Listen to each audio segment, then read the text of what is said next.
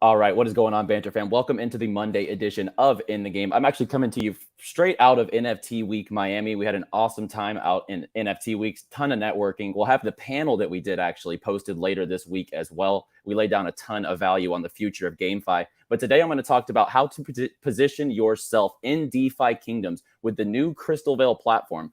Last week, I showed you exactly how to get set up on the platform, how to pair your liquidity tokens, bridge over. Now I'm going to lay out step by step my exact strategy for maximum yields to take advantage of the 3,000, 4,000 plus percent APRs that are currently on the Crystalvale platform. I'm also going to bring on Sheldon. We're going to talk a little bit about the current market.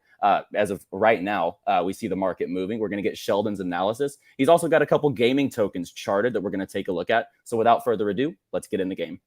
T-minus 15 seconds. Guidance is internal. 12, 11, 10, 9. Ignition sequence start. 6, 5, 4, 3, 2, 1. If you ain't here to hustle, why is you here? But if you here to hustle, the moon is near. It's crypto Banter, not financial advice. If you don't listen, what's the cost, what's the price? This ain't a game, put you on game. I know you gon' play, but ain't a percent. If you ain't here to hustle, why is you here? But if you here to hustle, the moon is near. It's crypto Banter, not financial advice. If you don't listen, what's the cost, what's the price? This ain't a game, put you on game. I know you gon' play, but ain't a play. If you get lost, show you the way. All right, and let's get right into it. And I want to bring on Sheldon immediately because we see the market moving at this very moment, and we have the chartist himself to kind of give us an overview of what he's seeing. Sheldon, welcome in. And what are you seeing on the charts right now in the market, my friend? Yo, my brother. Sorry, I had to have myself. Dude, I love your song. Who made your song? A community member, man. It's fire, isn't it?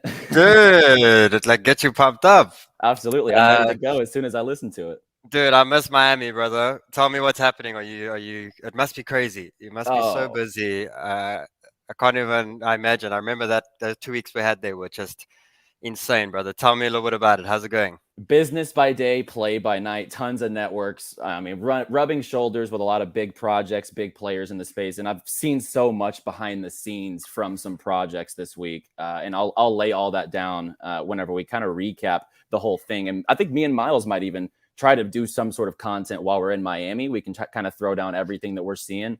But yeah, Miami's a fun place. I termed it on Twitter today. Miami's like an arcade game in itself, but it's an expensive one. It costs a lot of tokens to play in Miami. So it's but a it's great 5 time, stars, bro. You have a great time there. 5 stars for sure. I appreciate it, brother. I thought it was important for us to just jump on, sort of take advantage. We've had obviously a ripping last 3 weeks. And I think, breaking the high structures of Bitcoin in the last week. I think guys mustn't take gaming, don't miss the shot. I don't think they should overextend too much. I think that was a big lesson the last cycle, was just getting into too many. But I think really find the good ones now, and I don't think you want to miss out. I think if this market takes off, I think the gaming is going to be one of the leading legs of the next leg upwards. So I thought it's important for the guys just to understand that, Bitcoin obviously broke a short-term trend to the downward side. We spoke about it earlier. But, still going back to where Bitcoin and what's happened in the last, let's just get this a bit bigger. I don't know my mouse here. There we go. We can see the long-term wedge that we finally broke out. So Bitcoin's in a different stage now. It's no more longer in that aggressive. Dude, how long was that? It was like 3 months of like, it was tough, brother. It was a tough time. Ever since Thanksgiving, it's been a rough market. Exactly. It has been quite tough. So for this now, we finally broke out that long-term sort of structure. So for Bitcoin, making it to the 48K was a big milestone to finally break out of the accumulation zone. And now we're simply just coming to test. Nothing goes in a straight line. We're always going to have a short-term pullback, very similar to the stages that we had in these times. It's actually reminding me a lot of this stage here, where we had this really strong break, finally breaking out of this accumulation zone. And then that short-term little pullback, we could see the dominance, brother. If you're not excited about gaming and dominance, you know what I mean? Like dominance, it's altcoin time. There's nothing else than seeing that right now. It has broken major structure dominance. It broke out, it tested beautifully, and now we're getting a really strong impulse to the downside. We are going to have short-term little pull-ups, and it's very simple now, guys. If Bitcoin is now pulling down in the market, any small pullbacks in the market, the altcoins are the ones that are going to get hurt a lot more. And when the market obviously shoots upwards, the altcoins are just really, really booming. And the nice view about this is obviously very high time frame view. Now we got a possibility of Bitcoin of the dominance breaking that 39,000 zone. Oh, that is a if chart. you look at this, look at that candle. Like, if that's not a reversal candle, something's happening. And it's sort of reminding me to the two-step leg that we had at this time here, where we had the big alt surge, for a good half or to a year. Then we had a little bit of Bitcoin time, and then we had the second strong leg, and that all-time low was sitting at 35%. We're now sitting at 41%, and dominance hasn't looked weaker in a long time. It looks very similar to this region here, where it just slows down the candles. They get a lot smaller, and then all of a sudden you got this big drop. So the possibility of dropping the 39% low and looking at the previous low of 35, like, the gains are insane, and the next move is very important for us to sort of look at. So for those guys, Bitcoin, for me, supports around 44. Lowest, I'd say, is about 40. Just jump in here. It's about 43, 50, 43 in that sort of zone. So I do expect it to go a lot lower. And the fact that we're getting a little push up in dominance is just showing me how focus should be on the altcoins. And on this dip, it's quite nice because the dominance is going upwards.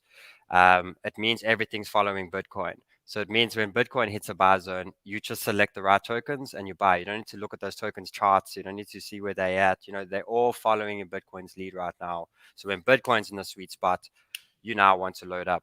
So for me, brother, I got the 2-year, obviously, Gala games, one I was speaking about quite a bit. I hear you speaking about it a few times. Absolutely love Gala. Their ecosystem's amazing. Great, brother. And you said you met some of them there in Miami, yeah? I actually met them out at GDC in San Francisco. And here, like it's one thing to see what they're building from the outside, but once you kind of talk with the guys, meet them in person, and they're able to just talk you through everything going on behind the scenes, it was really eye-opening. The whole everything that Gala is doing top to bottom with their ecosystem. You see, and that's the conviction. That's what's lovely about it. Now you mix that with the non-emotion of just looking where it is price-wise, ignoring the project now. Remember, ignoring the project just helps you get a sweet-ass entry.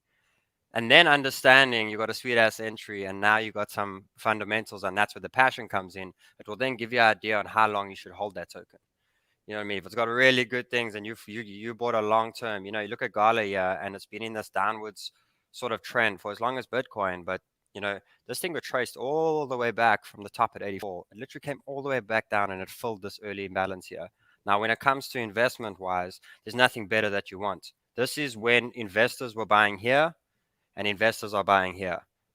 This is retail. This is all retail in that level. So you're buying at bigger levels now. You're buying at the bigger guys when retail is not interested at this point. So for me, Gala's looking at a little pullback in the region of around 22 cents within this pullback. And I think investment-wise, adding to your portfolio Gala games, if you're saying the fundamentals are fantastic and you're happy with what you're seeing, I think it's a great one, brother.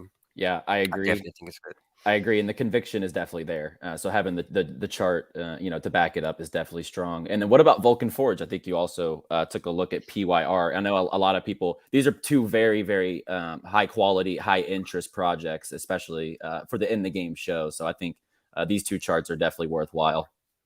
Amazing, brother. And this one's not really caring about what's going on right now. It's showing a lot of strength. Vulcan Forged has been running, yeah. Yeah, it has been running, and what is nice about it is, you don't sort of want to chase pumps or any of that reason. And I'll give you guys a nice little entry zone on it now, but it finally broke out of that. Remember, I was speaking about where the whales are loading up at these bottom zones here, and then it basically forms a sideways sort of channel, if you could call it. We're finally breaking out of that, so you're reclaiming your first higher high, which means trend-wise, it's now reverse trend, and now you're starting to get volume within the market as soon as it starts to break these key levels. So for me, this chart sort of shows something on the region of testing the next resistance around $22, a short-term pullback, and then the continuation. So for me, the levels of $15 or so is a good DCA zone, but I wouldn't be more than 30% of what I want to buy of this token right now. And I'll be buying the rest of it on the retest, because then I just know it's a confirmation buy. I'm buying this for the long term, which means I want to be stingy with my entry. I want to pay what I want for it and just be a bit more patient. If you do have a look, you can see the RSIs are very high. So it's just another little simple thing. When you want to buy these gaming tokens, obviously look at the conviction, how long you want to hold them, but just simple strategy of just buying them when they're oversold is a nice way. Just, you know, if you can learn that as well, you just, some of these entries can change your life, and you just want to, you know, you want to be sort of stingy with that. So I'd be waiting right now. It's reversed, broken out a trend, and I'd be waiting for that RSI down, and I'll be DCAing in because the growth looks big. You know, this thing comes out of this, it looks good, you know, because the next resistance obviously is $23. Then you got 32, and then the next one's all-time high. So there's only 3 steps away from all-time high. So it's looking good. Yeah, I agree. And one thing about Vulcan Forged I've noticed, when the market gets hot, Vulcan Forged runs. And even though it had, you know, it came down with the market, you can see the pretty sharp uptrends along the way. A big green spike there. There was a couple big green spikes after the dip there, as you can see. And so it shows good strength when the market and Bitcoin does turn around, which is why it did reclaim $17 from the $9 region. So wait for a pullback. What would be your target, that little range you drew out there? This range over here. Okay, got it. Yeah. So it's a $16 sort of zone. The only thing is we've only broken out now. So for me, RSIs are quite high. So our dollar cost a small amount here, and then I'll be loading up more just on the retest, just where that RSI hits the bottom. Then you know it's trend, it's broken trend. And another good thing, obviously, is this massive increase in volume. So there's a lot of interest in the token at the moment. And you always want to see, as long as the chart is breaking trend and breaking levels, you always just want to see that the volume's backing it too. So there's interest in this token at the moment. Just buy it on a confirmation. It's a good way to mentally get your your head in when you want to buy anything, any token. Yeah. Buy them on a reset RSI, and it will help you a lot. Makes sense. I'm all about preaching the strategy on the show, and I know you are too. Which I think that synergy is good, and I think the Banter fam could really benefit whenever the market does, you know, trend up or it does get bearish, and we can bring you on and find those tokens that are in those DCA levels that do have the high conviction on my side from the research that we do, and then you'll be able to provide the charts. I think it's massive value for the Banter fam, Sheldon. I really appreciate you just hopping on the show. I know it's late over in South Africa, and you got the young one now. You know, you got a lot of responsibilities. So. Yeah. It's it's all good, brother. I just wanted to jump on quick. I'm gonna go spend some time with her now. But I think let's do it, brother. I think a Sheldon and Hustle show once a week will be great, and I think we can. You know, it's good to just have a little bit of basic TA behind the tokens you want to buy. It's just gonna teach you when to buy it. Doesn't mean you're not buying it or you're not anything. It's just giving you a little bit of structure behind your buys. Agreed. Because these coins rip. If you want money and a bull market, you will get nothing better than gaming. Like, gaming makes the most money, but it drops the hardest. It comes down really hard. So at least we can work on a great show together. I appreciate it, brother. And you can start laying out the take profit zones, regions. That way people can de-risk, DCA inappropriately. I absolutely love it, Sheldon. Thank you so much for joining me. Appreciate it, brother. Have a good rest of your night. Enjoy Miami. Cool. I will.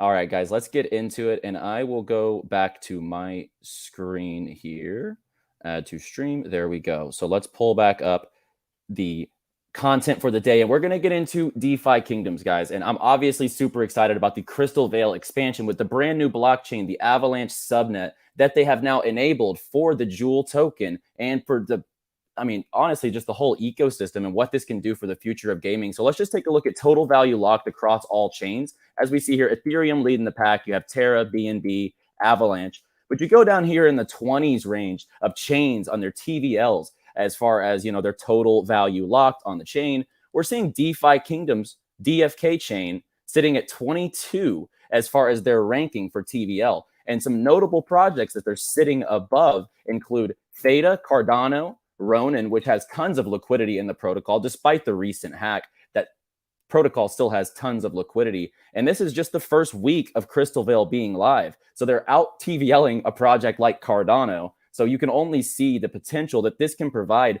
for a single games ecosystem. We'll go over to the TVL. 396 million in TVL accumulated in just a couple of days as far as this chain. So as you can see, the subnet capability, which is also backed by Avalanche's layer 1 technology, which I think is overlooked. So many projects want to try to build their own blockchain or try to use technologies to tie it up and not have to go through a layer 1 project, or they just want to craft something of their own. But Avalanche provides the tech, they provide the security, they provide the layer 1 speed, everything that you need to operate with the ability to burn your own token as gas. And as mentioned, the transaction volume on this game is massive. We have 800 million in transactions over the last 30 days with a total of 8.2 million transactions.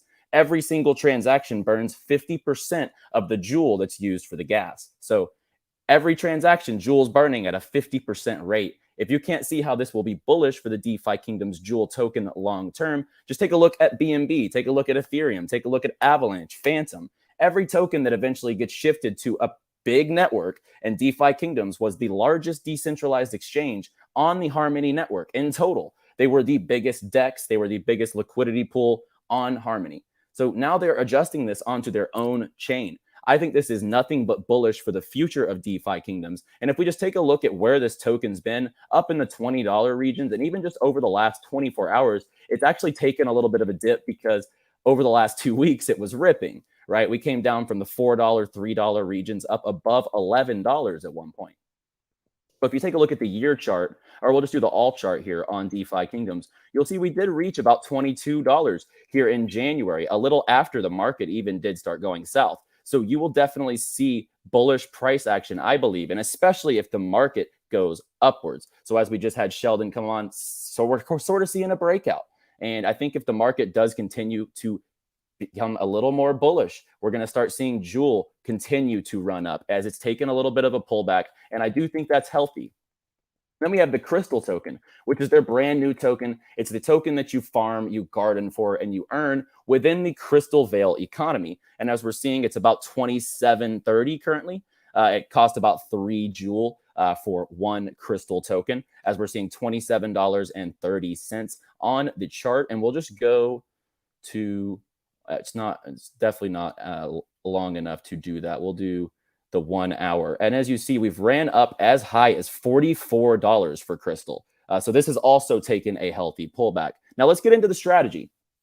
Let's get into the strategy because as of right now, guys, if you have not seen, the APYs and the APRs on DeFi Kingdoms Crystalvale are absolutely insane, as we see here. 4,977% on the first pool here for Crystal USDC. It just hit 5,000% live. It just went over 5,000%. So we're sitting Crystal USDC at 5,000%. And we're also seeing xJEWEL and Jewel, which are the same token. It's just a staked, xJEWEL is a staked version of Jewel. So you're pegging the same tokens together for 3,200% APR, which is about 8% per day. This is about 8% per day that you're earning. So if you come in here diligently, which I'm doing, and I'm compounding every single day, I'm going to show you my strategy to accumulate Crystal and maximize these APRs before the pools get as saturated as the Harmony 1 pools. The Harmony 1 pools were at 300%, 200% after the period of time where a ton of TVL flooded into the LPs. Now we're actually seeing a brand new opportunity here with DeFi Kingdoms. And I've been preaching this, that these APRs and these APYs would be out of this ballpark. So if you're coming in here diligently, restaking, compounding, I think you will make the most of DeFi Kingdoms brand new. This is a restart of the cycle. The Avalanche subnet provides a brand new opportunity for someone who feels like they might have missed everything that went on with DeFi Kingdoms and Jewel. This is where you can actually find your path in DeFi Kingdoms and take advantage of the new APRs. So let's take a look at a couple of notable Twitter personalities out there and what they're doing, and I'll show you what I'm doing. So the DeFi Edge, his strategy for DeFi Kingdoms is 50% farming in Serendale, which is still Harmony. For perspective, I do still have some funds in Harmony. I did think that those rates would go back up as liquidity left to the new protocol, and they're closer to about 400, 500% again on the Harmony DeFi Kingdoms protocol. He's also doing 50% Jewel xJEWEL pool for Crystal, and he's not restaking his X Crystal. He's going to transfer it into the pools once more and compound the 5K APRs over anything because he doesn't want a Gen 0 hero. So the DeFi edge is playing it for the DeFi aspect, not the gamified aspect. We also have Gojo Crypto, who does really good information on Kribata, DeFi Kingdoms. He's going all in for crystal pools, right? So everything he's doing is just going all into the APR pools. So 100% of his allocation is farming crystal. And here's what I'm doing. I have allocated 75% of my DeFi Kingdoms funds into the Jewel x Jewel pool. So as we see here, the Jewel x Jewel pool is sitting at 3,200%. And I felt because they are pegged together with xJEWEL and Jewel, it is a very low downside way. And if you look, this is the highest reward allocation. 80% of total rewards are coming to the xJEWEL Jewel pool. So you definitely want to participate in this pool as it emits the most rewards in the economy at this current moment. Also, I'm doing 25% in Crystal USDC. So what I'm doing, I'm taking my accumulated Crystal, I'm splitting it up, and I'm actually pairing it up with USDC Crystal, and I'm staking there for at least one to be pegged to a stable coin. So the impermanent loss isn't quite as volatile, so to speak. If one token was to go way down or way up and the other one wasn't to do the same, we're actually going to see a little more stability, potentially pegging it to a stable coin with Crystal. So I'm going 75% of my allocation into Jewel x Jewel at 3,200%.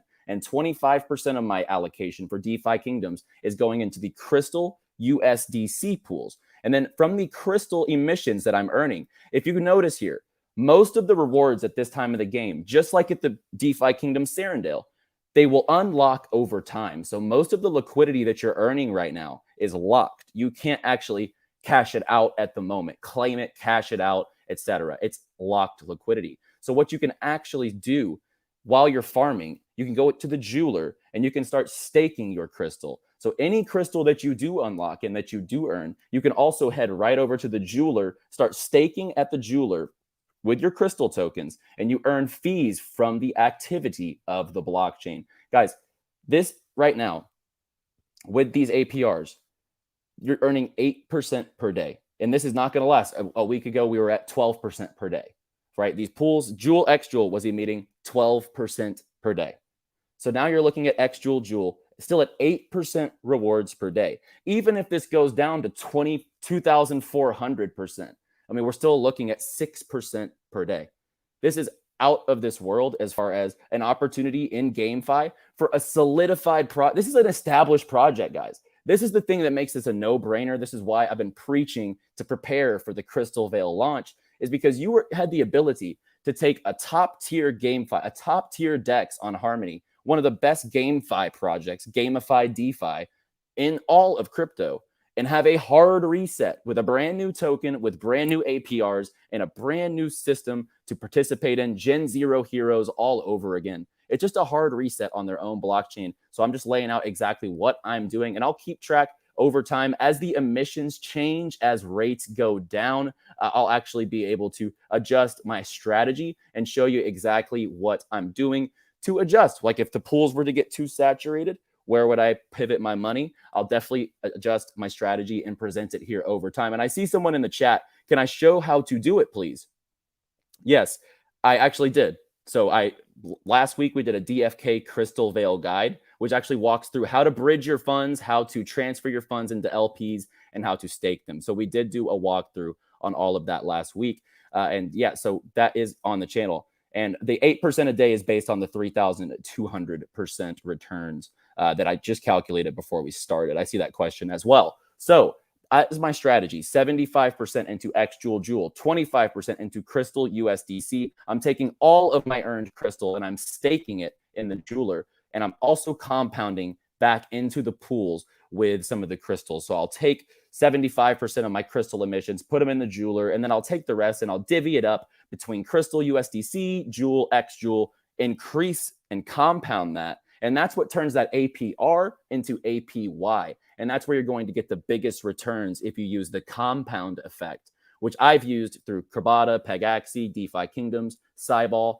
If you compound things, right, make them stack on top of each other. Compound interest is the eighth wonder of the world. So these 5,000% APRs are much higher if you actively compound. So I would recommend, if you have the time, to go in here and compound once per day.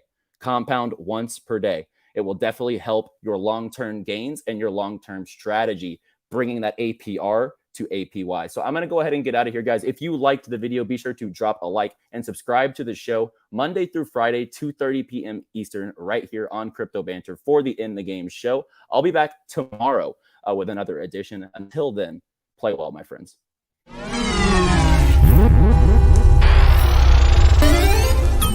Mm-hmm.